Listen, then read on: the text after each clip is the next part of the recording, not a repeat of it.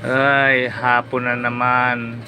Yung apo ko, andito sa may harap ng tindahan ko. Nag-ano siya, Pero, tignan mo. naglalaro, nag-ano. Yung kasama niya yung kalaro niya, yung kababata niya. Sabi ko, videohan kita.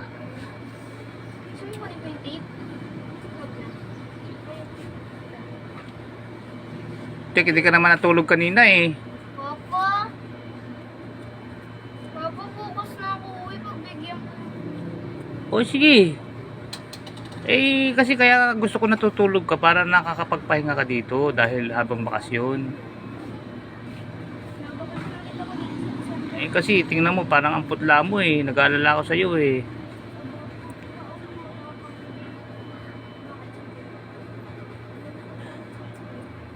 Mamaya huwag ka magpuyat na. Huwag ka na mag-tablet mamaya. Matulog ka na maaga ha. Ha?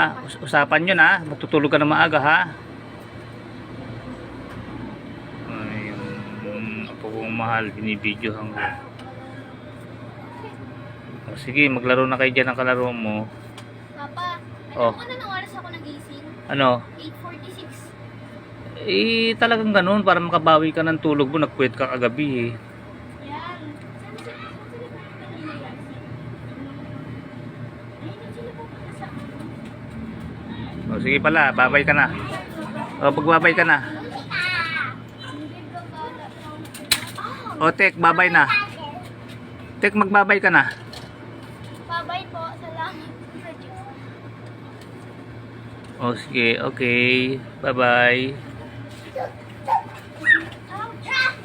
Lo, sino ba to? Sino anak to? Sino ba to? Parang tayong... lang kay tip si Malik to.